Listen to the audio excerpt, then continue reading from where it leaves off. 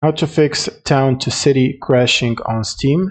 First, you want to go to the library, right click on the game and open up the properties window.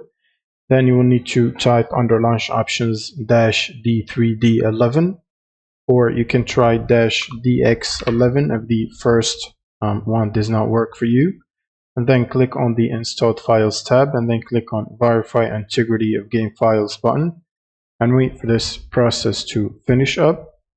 Now, once this is done, you can close this window and then open up your browser and then search for Redist.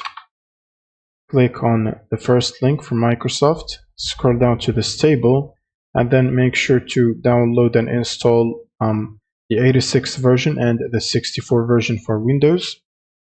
Both of them needs to be downloaded and installed. And then you will need to open up your GPU app. So for NVIDIA GPUs, it's NVIDIA app. Go to the drivers section or tab, and then select Game Ready driver and make sure to download and install the latest driver.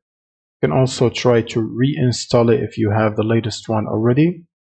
And then you will need to restart your computer by clicking the restart button, and then just launch Steam again and simply hit the play button, and that should fix the crashing issues.